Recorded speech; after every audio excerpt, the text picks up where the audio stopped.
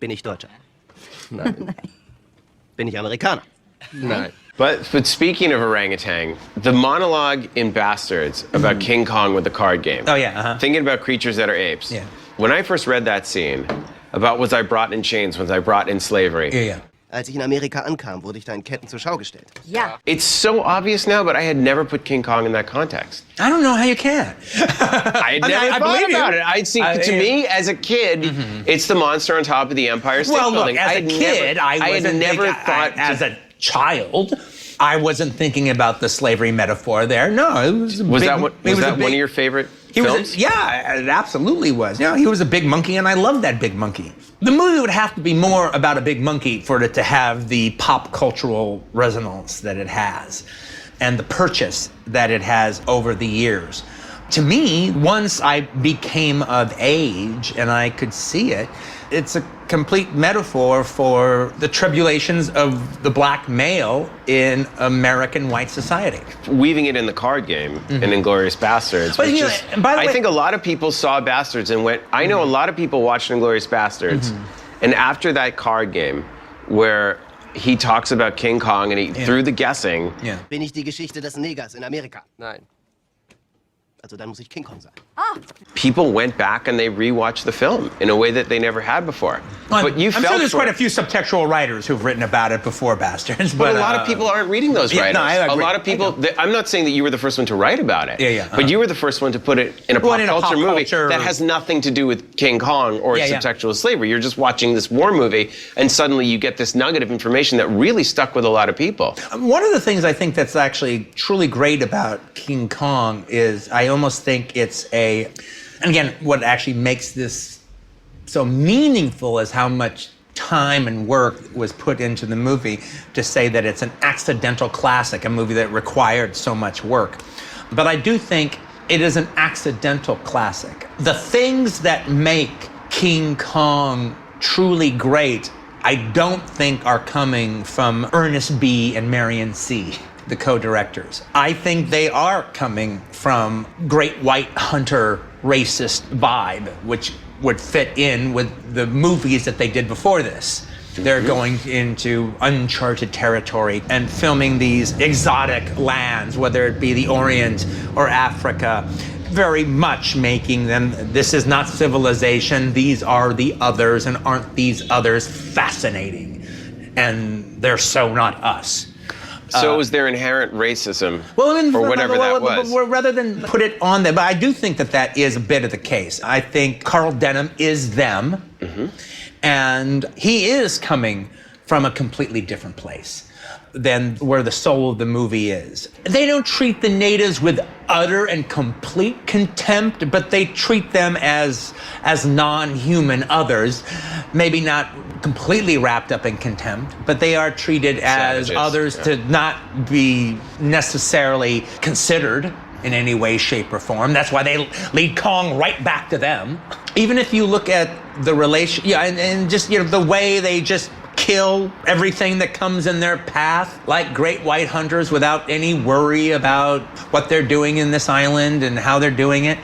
They're very bloodthirsty, especially considering that they're movie makers, not even hunters. Yeah. They're just trying to make a movie. Even if you look at the entire buried inside of the idea that the natives have created a relationship with Kong, that Kong is smart enough. He's not just a wild creature that doesn't know anything. Him and the natives have a deal that every few years they will offer up one of their women to Kong to be a bride. It's not suggested that Kong eats these women. All right, they are made the bride of Kong. Now, what that means, you can infer whatever they don't know, and who knows? But you see that there is a black young lady that's a member of the natives who's being prepared to be his bride. She's not terrified. She's accepted her place. It would suggest that it's an honor to be selected as Kong's bride. She is not, she seems rather comfortable with the whole idea. It's not like she's going to be eaten. She doesn't come from that point of view. This is an understanding that the natives and Kong have developed with each other. There is a thinking brain inside of Kong that over the course of time has been reasoned with the people. So you have that going on.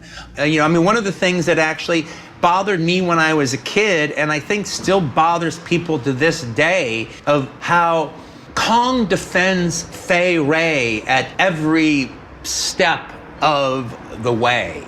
And she never appreciates it. She never sees it for what it is. She's terrified by the pterodactyls. She's terrified by the Tyrannosaurus Rex or whatever it is that he fights. But she's equally terrified by Kong. She never appreciates what he's defending her, what he's done, what he does for her, and how he does it.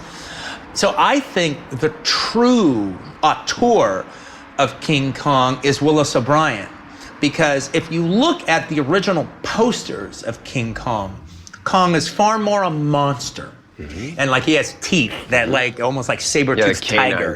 Canine. All right. And I'm sure every sketch, every drawing was done as a more monstrous Kong. That is how Merian C. and Ernest B. thought about it. But then Willis got a hold of it. And Willis got rid of all the monstrous touches. Almost every monstrous touch that is drawn and written for Kong is gone.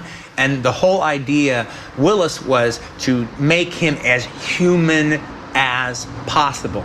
And especially filmed in black and white photography, if you're gonna make Kong as human as possible, it looks like a black male. They do everything they can to reduce the simian features and make them as human as possible. And they give him human-like emotions mixed with an ape's body language. Mm-hmm. But the emotions are the emotions of a human. And the face recognition is the face of a human. And so we respond to Kong not as a monster, but as a true character. We respond to him as a human character. That is why that movie is not just a movie about a giant monkey. It's a character that has survived since the 30s as a pop cultural icon. Each remake of it comes out and within 10 years is made obsolete, because all their special effects have moved on and now it's a whole different thing. But the original King Kong always will be a go-to to both film fans, children seeing the movie,